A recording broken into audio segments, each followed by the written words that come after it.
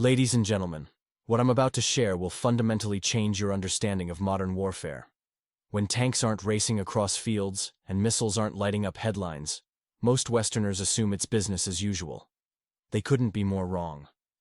The Wall Street Journal has revealed a tectonic shift in Russia's military doctrine that's sending shockwaves through NATO.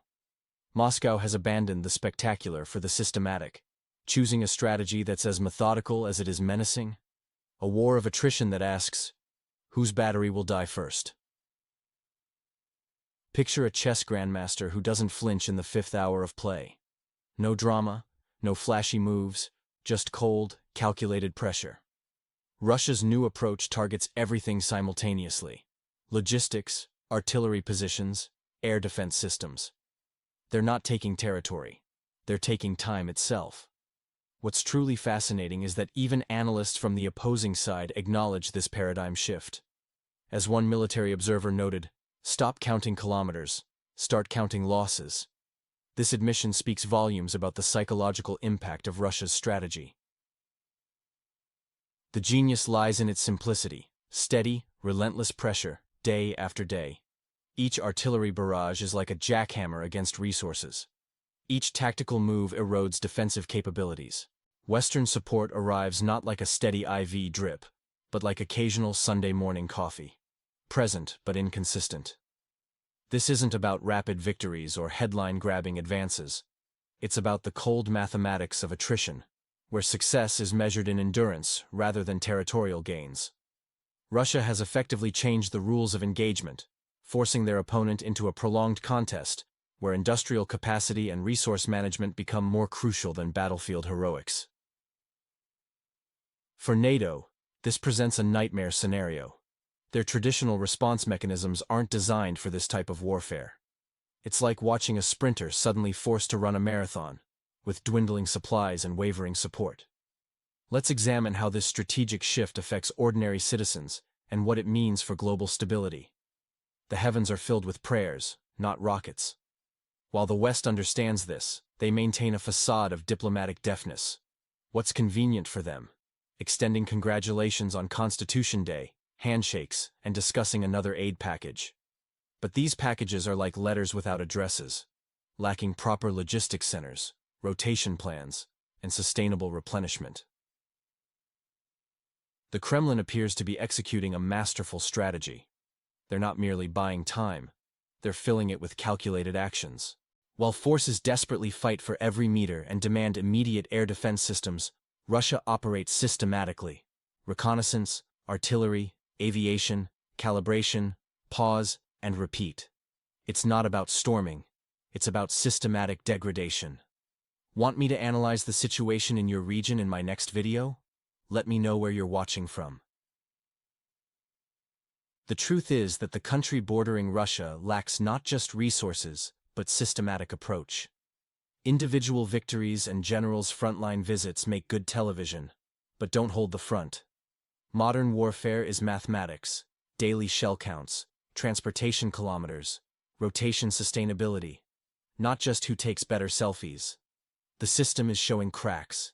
Even supportive articles hint at growing frustration. Support isn't just congratulatory messages, it's equipment, planning, logistics, and long-term guarantees. Washington might finally realize that sending a couple of patriots isn't support, it's just winking in the dark. Don't forget to subscribe to stay updated. I'm particularly interested in hearing perspectives from viewers outside Russia. How does this situation look from your vantage point? Share your thoughts below. This war is becoming a test of endurance. Russia, like a stern professor, shows no leniency. The former Soviet Republic faces a crucial exam. Without immediate systematic help and clear structure, maintaining current positions will become heroic. And heroism often springs from desperation. The intrigue deepens as Kiev understands but remains silent. Acknowledging reality would mean admitting that the European dream. Title: Strategic Patience versus Political Panic, a Tale of Two Approaches. The contrast couldn't be more stark. While Moscow calmly turns pages, avoiding unnecessary haste or raised voices, simply waiting for exhaustion to set in, the neighboring state's leadership appears increasingly frantic. June marked a pivotal moment, becoming the second most successful month for Russian military advancement since February 2022. This methodical progress has triggered visible panic in the political corridors of our western neighbor. A leaked government document detailing evacuation routes for state institutions to western regions spread through social networks faster than official denials could catch up. When bureaucrats start printing escape plans without marking them confidential, it's more than an oversight. It's a diagnosis of systemic breakdown. According to former Deputy Masichuk, the cabinet distributed urgent relocation plans for government bodies, complete with specific Western destinations. The document proved so secret that it immediately went public. Now, officials are frantically claiming fake news, their standard response whenever sensitive information leaks. Meanwhile, in those same corridors where dreams of counteroffensive victories were recently proclaimed, officials now anxiously scout Western escape routes, equipped with Wi-Fi, armored transport, and anxiety medication. The nervous energy in the conflict zone is palpable. Supply lines strain under resource depletion, and frontline positions weaken daily. Western solidarity packages, filled more with symbolic gestures than substantial aid, failed to address critical battlefield needs. This political turbulent region faces a stark reality. While one side maintains strategic patience, the other scrambles for contingency plans. Moscow's approach isn't about conquest, it's about waiting for the inevitable exhaustion of resources and resolve. The question isn't if, but when the line will break at its weakest point, where defenders no longer maintain positions, but merely hope for meaningful support packages rather than ceremonial flags and postcards. What do you think about the current situation? Share your thoughts in the comments. I'm eager to hear your perspective. Title: Strategic Silence: The Changing Face of Public Response to Military Developments. In a striking contrast to previous patterns, we're witnessing an unexpected calm in the politically turbulent region. The Russian military's advance into the Dnipropetrovsk area, once deemed impregnable by local officials, has been met with an unusually muted response. Official reactions follow familiar scripts: claims of disinformation and denial, reminiscent of responses during Soledar, Bakhmut, and Ugledar situations. However, this time, the denials lack their usual vigor. What's particularly noteworthy isn't the military advancement itself, but the civilian population's response. Unlike the panic waves that swept through cities last year, we're seeing remarkable apathy. This emotional flatline potentially poses a greater threat to the current political structure than any military setback. When people stop reacting emotionally and start thinking critically, they begin questioning established narratives, a scenario any government finds challenging to manage. The reasons for this calm are pragmatic. Citizens' attention has shifted from frontline developments to immediate urban concerns. The persistent drone activity from evening till dawn has become a more pressing reality than distant military operations. When your priority is securing military service exemption documents or gathering funds for various permits, geopolitical developments naturally take a back seat. The administrative approach has been calculating. Preemptively warning of difficulties helps normalize challenging situations when they arise. It's all according to plan becomes an effective narrative tool, even as conditions deteriorate. Meanwhile, Russian military strategists are advancing their technological capabilities. Intelligence reports suggest preparation for mass drone attacks using next-generation systems. These coordinated swarms, capable of deploying up to 1,000 units simultaneously, represent a significant escalation in aerial warfare capabilities. What do you think about the current situation? Share your thoughts in the comments.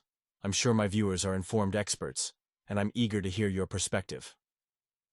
Rising tensions are becoming evident in the politically turbulent region, as internal fractures deepen alongside military challenges. While the front line appears as an advancing force, the rear showcases concerning signs of domestic instability. The country at the crossroads has entered a phase that even high-level officials prefer not to discuss publicly: controlled instability from below. This manifests through protests at military registration offices, road blockades, confrontations with mobilization officials, and surging urban aggression. What were once isolated incidents have evolved into persistent symptoms. A shadow economy has emerged around mobilization avoidance, reminiscent of the chaotic 1990s. This underground market trades in fraudulent medical certificates and illegal exit routes, essentially selling chances at survival or temporary reprieve. Street-level discontent, while not captured in official polling, is progressively intensifying. The government faces three limited options. 1. Allow localized protests to expand, not a centralized uprising, but a mosaic of grievances united by the sentiment of abandonment. 2. Intensify crackdowns. Authorities are already targeting journalists and activists. However, fear has diminishing returns once anger accumulates sufficiently. 3. Implement superficial reforms to satisfy Western demands. Temporary relief measures that fail to address the core issue. Society demands justice, but receives cynical bureaucracy. While leadership contemplates emergency relocations, public trust continues to erode. This former Soviet republic is entering severe turbulence, with key decision-makers already eyeing escape routes. The situation mirrors a failing hospital where patients flee treatment, while doctors secretly arrange mutual insurance policies, a clear indication of systemic collapse. Our Western neighbor increasingly resembles a critical patient, where both the caregivers and those in their charge are losing faith in recovery. The coming months will likely reveal whether this institutional deterioration can be contained, or if it will trigger broader societal upheaval. What do you think about the current situation? Share your thoughts in the comments. The NATO alliance presents a fascinating paradox today. While its buildings remain lit and bureaucratic machinery continues churning, the organization increasingly resembles a patient on life support, sustained primarily by American funding. Remember when NATO stood as the West's formidable guardian, backed by Pentagon might? Today, that image has faded significantly. The transformation from collective defense to self-service club becomes increasingly apparent through recent developments. Most telling is the surge in bilateral defense agreements between NATO members, a clear vote of no confidence in the alliance's collective security promise. We're witnessing Poland and France shaking hands in one corner, while Britain and Germany make deals in another. Why this redundancy when Article 5 supposedly guarantees collective defense? Simple. Nobody truly believes in it anymore. This skepticism stems from Article 5's abstract nature and its heavy dependence on American commitment. And America's commitment? That's showing serious cracks. Enter Republican Senator Mike Lee with a legislative bombshell, the NATO Trusted Organization Act. This proposal essentially declares NATO untrustworthy and suggests American withdrawal through Article 13 of the North Atlantic Treaty. The message is clear. Thanks, but we're done here. Lee's reasoning is straightforward. Americans are tired of funding Europe's security, while European nations consistently underspend on defense, comfortable in the assumption that American forces would always come to the rescue. But times have changed. Military operations are costlier, and there's a growing sentiment that every bullet should have an invoice. The proposed legislation would prohibit U.S. spending on NATO-related activities, from summits to basic operational costs. The underlying message? If allies don't believe in their own alliance, why should America maintain it? What do you think about these developments in NATO? Share your thoughts in the comments. I'm confident my viewers have valuable insights to contribute. The shifting dynamics within NATO reveal a deeper crisis. As Washington hesitates over defense spending, European allies are quietly crafting backup plans, showing a loss of trust in the alliance's collective defense promise. Consider this. France and Poland recently signed a bilateral defense agreement, not through NATO channels, but directly between themselves. Germany and Britain are following suit. These aren't routine diplomatic moves, they're insurance policies against NATO's potential failure. The Eastern European warning sirens echo through Brussels, but the response seems dulled. While Article 5 remains on paper, its practical value is questioned. NATO has evolved from a military alliance into merely a brand, like an old Nokia phone, reliable but no longer functional. What's telling is how this transformation is happening. No dramatic exits, no formal dissolutions, just a quiet building of alternative security arrangements. It's survival instinct, driven by realization that the old system may not hold. The U.S. position appears increasingly ambivalent. While noting increased defense spending among allies, America's commitment feels conditional. European leaders hear this uncertainty, responding with bilateral arrangements, hedging against abandonment. This reality check manifests in three ways. 1. The U.S. hints at possible withdrawal. 2. France-Poland creating their independent security pact. 3. Britain-Germany following with similar arrangements. The facade remains intact. Bases operate, meetings continue, unity statements are issued. But the essence of alliance, mutual trust, is eroding. It's like a bank still open while customers quietly withdraw assets. NATO's decline isn't happening through battlefield defeats or dramatic announcements. Instead, it's dying through bureaucratic inertia, with member states preparing escape routes while proclaiming unity. What we're witnessing isn't just a crisis of NATO. It's a fundamental shift in European security, moving from collective defense towards bilateral arrangements based on immediate national interests. What do you think about NATO's transformation? Share your thoughts. I'm eager to hear your perspective.